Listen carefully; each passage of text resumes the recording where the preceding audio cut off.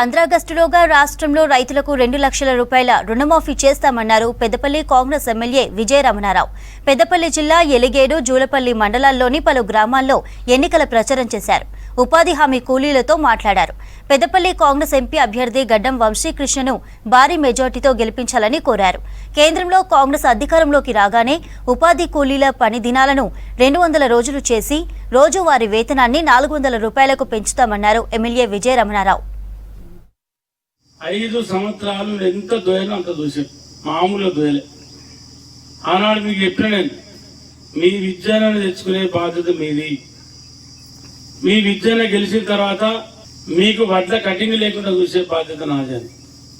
మీకు మాట ఇచ్చిన ప్రకారంగా అవసరమైతే ఏం చెప్పినా కలెక్టర్ ఆఫీసు ముందు చెద్దరేసుకొని కూర్చోనైనా మీ వడ్ల కటింగ్ కాకుండా చూసే బాధ్యత నాదని చెప్పిన.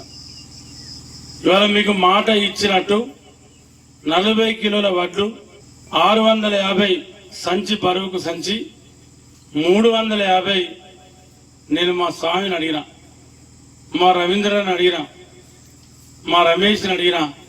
ఏ అన్న వడ్లు కలవది, ఈ ఎండలు పడుతున్న వడ్లు నువ్వు మాట్లాడి ఎంతో కొంత పెట్టి కానీ కటింగ్ కొంత వినపర్లేదు అని మీకు పట్టుకోవాలి అని చెప్పారు. అంటే మీరే చెప్తాను, అందరి మాట మా ఊరిది. అంటే 350 గ్రాములు 40 కిలోల బస్తకు మీరు వడ్లు తూర్పాల పడతలేరు కాబట్టి తాల్ తప్ప కింద 350 గ్రాములు పెట్టాం.